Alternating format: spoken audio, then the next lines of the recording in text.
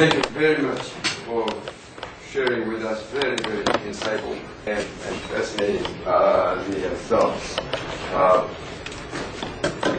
Now we have time for space, and since we have many participants from the industries, it's a great opportunity to have this opportunity to have the Verwaayen. So if you have any questions or comments, please. If you have anything written, just our staff will go to you and bring them over. Otherwise, raise your hand. Okay, Dr. Lee. Thank you for your wonderful presentation. I think you are a very renowned CEO here in Korea for your successful transformation of BP. And we'd like to hear some more details of your unique experience at BP for the transformation, for coping with the fundamental change in this new century. So if you could speak some more about organizational change in relation to the diversity of nationality in top class and also changing business model and some more I would appreciate. Thank you. You want to take it? Yeah, sure. All right. You're a small guy, you always have a problem that that's so high. And these are beautiful flowers. They're coming from Holland. I know a little bit. Very well done. Organizational change is change. In many organizations, if you are working at the front line, in a factory, in a call center, in a service organization, change happens every day. And the higher you go in the organization, the less change happens. You go to the board, everybody is patting the other guy on the back and say, aren't we doing terrifically? The next thing we have to do is make change again, and we go down the organization and make change. I fundamentally disagree with that. I think that if you look to problems, they always boss at the top. And if you look to solutions, there's only one place you can get solutions, at the top. So to change, you have to start at the top. And you have to start as close as yourself. Actually, you have to start with yourself. I don't know too many people who go to the office with the idea to make a massive mess at work every day. Most people try to do the right thing. The problem is, what is the right thing? They have in the back of their mind a kind of projection of what the boss wants, and that's what they do. So, if you want to change, the first thing you have is the formulation of success. What is it that makes us successful? And if you would open the minds of people, you will see most people have an old-fashioned way of what success looks like. And they struggle to cope with the new success. I think we haven't shared with each other, and we haven't explicitly said what success was. How do you expect the rest of the organization to do what you want them to do? So the first thing is formulate success, see around the table where we are capable to bring that success, and then translate the things that people can relate to. So if I look to BT, we have 135,000 people around the globe. And if I would formulate success as the earlier, and I would go to Alan Ma's organization in Asia and take a single person who is an engineer trying to help a Korean company to be in business, and I say to that person, earnings per share, I could talk out of a textbook that guy has no relationship, no idea what it is, zero emotional value. So you have to relate to success, to the capabilities of individuals, to do something with it. And I think that's the most fundamental thing you need to do. Am I able to communicate what success looks like? And therefore, how are we going to do it and make it relevant? The second thing we have to do, in my view, in organizational change, is to be absolutely harsh and very lenient and very forgiving as one of the company. And most companies do it the other way around. They are very considerate for the people who made it, and very harsh for the people that they don't know. The third element you need to do, I think, is to question yourself. Let me tell you a story, if I may. Sure. ABT innovation is at the heart of what we do.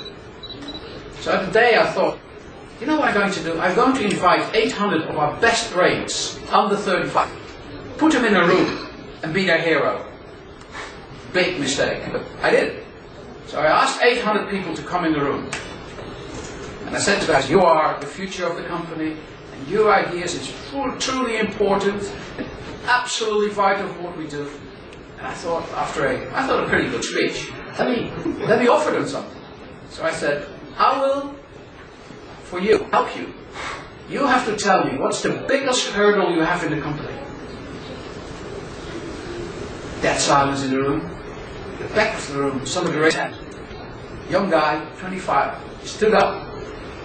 He said, the biggest hurdle in the company is you. So, that's for a good question. So what do? So you ask why, right? Defense line 1, always ask why. So I said, why? And he had a fantastic answer.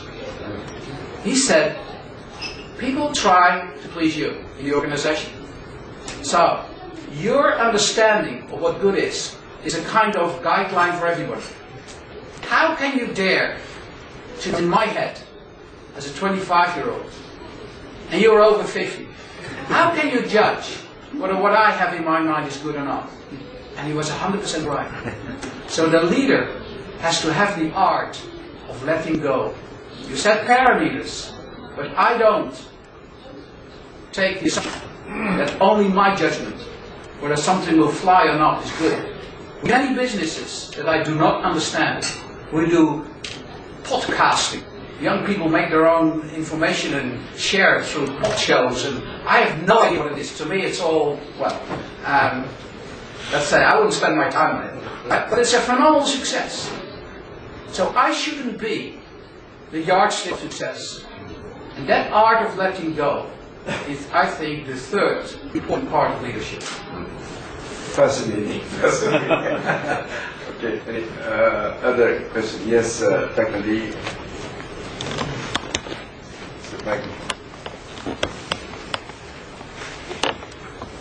Thank you so much for your very enlightening presentation this morning.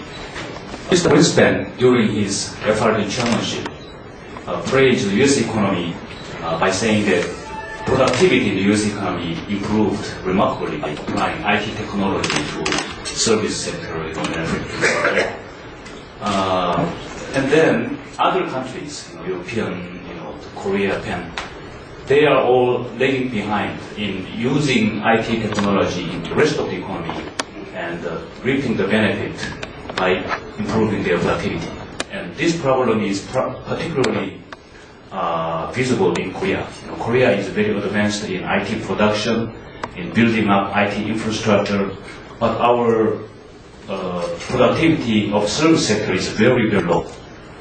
So listening to your presentation this morning, the cause might be our lack of flexibility in changing the organization like that. I'd like to hear more from you about this problem. Well, one of the benefits when I worked in the US, I worked there for 6 years or so, was to understand how cultural change is important. If you go to the doctor in Europe, and the doctor gives you pills, 3 different pills, and for a week, the average European puts the pills out of the box and put next to each other and makes sure that every day you take the 3 pills and you eat them. The average American takes all the pills in one and eats them immediately because they want instant solution. That is a cultural difference. And I think that's the same in the economy. In America, you go on with life. So in American average, if you have something that's unpleasant, you don't postpone it. You don't try to avoid it. You take it immediately. Get the pain behind you and get on with life. And it's a different set of criteria, but if you use ICT, you make people redundant. You have to find something new for them to do, which in itself has been of all times. Skills have changed, it's nothing new, but we, in certain parts of the world, certainly Europe, have been masters in disguise. So we say to somebody now, hey, you're redundant, and here's a new set of things you have to do. No, that's not what we say. We say to them that we continue what we do, but slightly different. And that's not what Americans have done. So they have embraced the positives and the negatives faster than we have done in the rest of the world. And that, in competitive nature, has been a big benefit. Now, they have a huge market, and they have the entrepreneurial skill set that is as important as cost or knowledge. Cost and knowledge are one thing. But if you don't have the entrepreneurial skill set to make it relevant for other people, you have a big problem. So I think the triangle of cost, knowledge, and entrepreneurship is very well developed in the US. And what we should do, I think, is not copy it, because you have to put it in your own culture. But look to the lessons that you can take from that and see how to apply it here. Thank you. I have one question submitted here. The first part is this part, Dr. Henderson from Trade Research Institute. First part you already answered about this, the CEO level leaders' role in this globalized world. And second part has to do with the policy level issues. Globalization certainly brings many benefits, but it also has downsides, particularly this displaced workers and income disparity and so forth. And he's taking some of the statistics from the United States. According to him, this globalization brings $1 trillion worth of benefits each year. But on the other hand, the U.S. government spending only about $1 billion for displaced workers. What would you suggest to deal with this, the downsides of globalization? Well, as I said, change is happening in everybody's life. Some of the change is self-inflicted, you want it. Other change is happening without you wanting it. And you deal with it. If it rains, it's very unfortunate, you probably don't want it, but you buy an umbrella. So, in the same way, and I don't want to diminish the issue, but in the same way we have to look to the issues here. Of course, we need to take action to help people to cope with the ideas that change has consequences. Now, if you keep telling people that there's lifetime employment, you make yourself a problem that's bigger than life. Because lifetime is not a concept that will stay. And everybody can tell you that. They may not want to tell you that, but if they are honest, they would say that's very likely to happen. Change will happen in everybody's life. Knowledge from people from universities is old and irrelevant in certain professions after 5 years. They have to go back to school. And sometimes we have teachers who have not been back to school for 35 years. So what do they teach? So we have to say to a teacher, you need to adjust and adapt. You have to go back and refresh. That's a necessity. It's not just the poor guy who can't defend himself. It's the mental framework in which you place people. If you create an entitlement culture, where I can sit back and let the organization take care of me, that's a different philosophy. If you ask people to become and participate in their own life and be their own guide. Now you have to give them tools. You have to give them access to re-education. You have to give them access to the capability to relocate if necessary. But what you have to do in the first step is to start with being honest and ask them to play a role in their own lives. Then you need support. And you need to be very, I would say, you need to be very creative in support. What works for me may not work for you, and vice versa. But what the first step is to say, we are in this boat together. Thank you very much. If I may, I fully agree with what you just said. And in that connection, I think this income disparity, which is really polarization, is global phenomenon. But many people argue that is to do with primarily with the globalization But I would contend that there's more to do with knowledge-based economic era's characteristics. As just Ben just said, the salary difference between high school graduates and the college graduates, for example, is widening because the value added the new education can add today is much wider than earlier. So, for example, when those during the industrialized era, those who can read manual and who cannot, of course, has substantial value-added difference. However, today, those who can use internet or who cannot, the value-added difference will be much, much wider.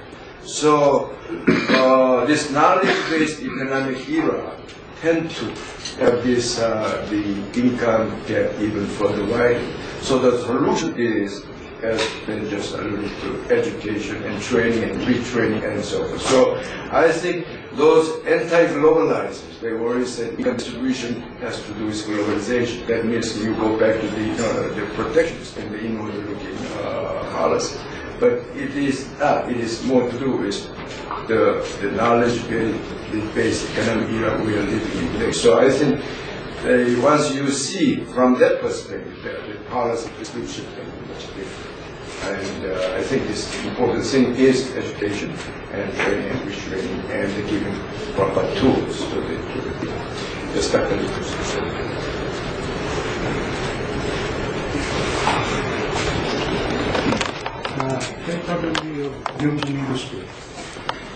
You mentioned so many times about change, and change, revolutionary change, and sudden change, many changes. Under the supposition that 1 or 2 years later, democratic government get into the United States, like the Clinton administration done the national information infrastructure and launched in the digital economy, not only in the commercial base, but of the United States government, that led to the globalization going. Do you think maybe now next couple of years, a kind of revolutionary change which is done in Y2K? That is my question. Sudden fundamental change will take place after a couple of years, like the change of the Republican Party to the Democratic Party in the United States. That's change. Right. You have very different forms of change. Some of them is easy to comment on, others are difficult to comment on. And the good thing is that a lot of change is not managed. Change sometimes happens in the back of a garage, where somebody has a bright idea, and all of a sudden it changes the face of the universe. We all know what it is to Google, I hope, in this room. Well, that is a word now in a dictionary. It's an idea in the back of a garage of 2 young kids. And it's changed the face of the earth. So, you can plan, but planning is good for a platform, for a kind of podium. The players on the podium are all individuals who create most of the change. Big events happen. And big events you can plan and you can foresee what's going on. But I think the real change that we have now is the individuality of a creative idea that can spread so fast, faster than ever before. Okay. Yes, Dr. Kim, and maybe just 1 or 2, and then we persist.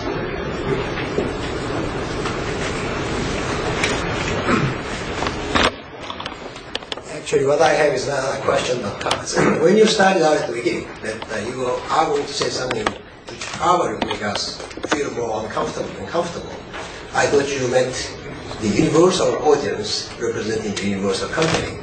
But I didn't realize until you finished that the uncomfort level you're talking about is most specifically addressed to the Korean two factors. Number one is the fact that we are the most uni-racial country in the world, being 100% Korean.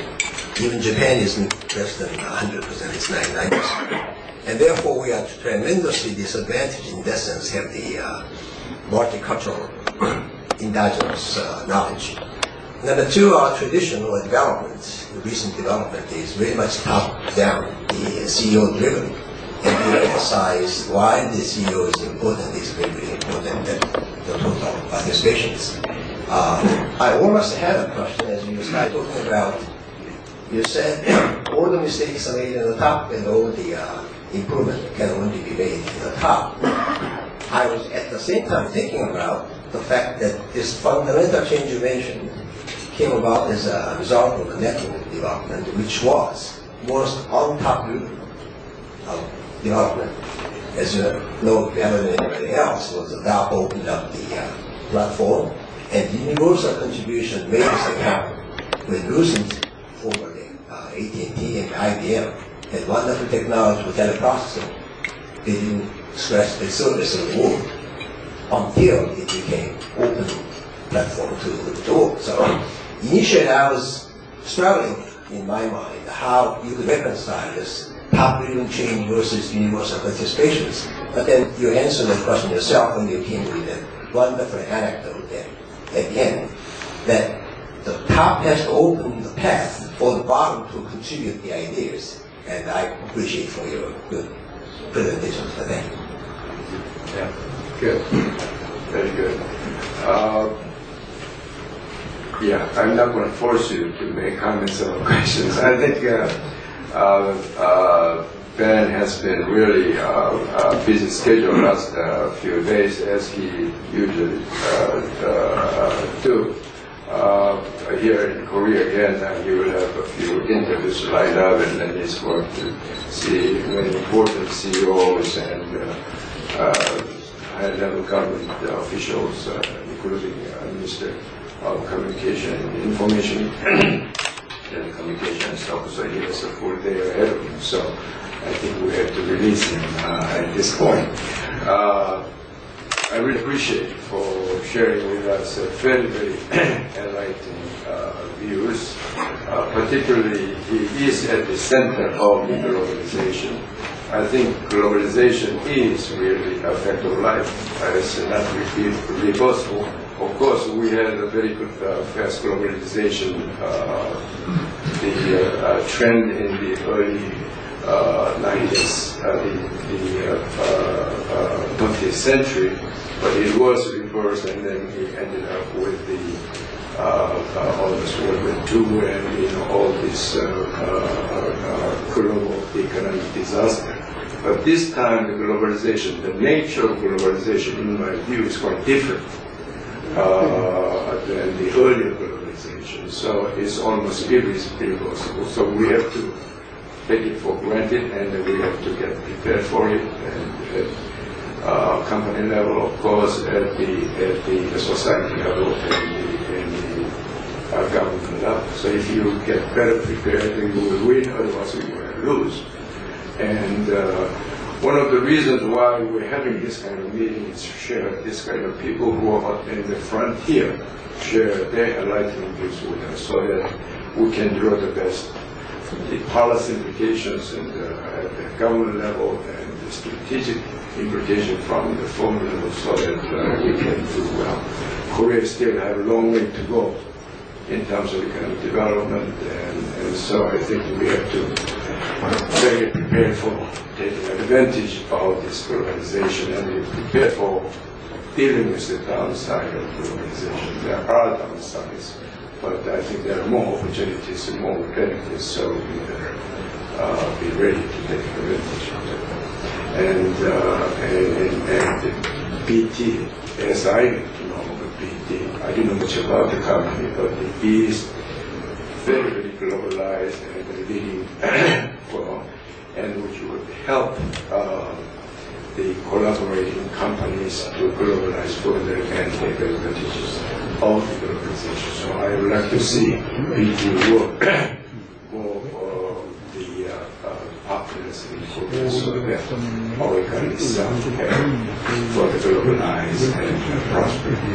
Okay, with this we have to end, and please join me in thanking the Verwaayen for sharing his very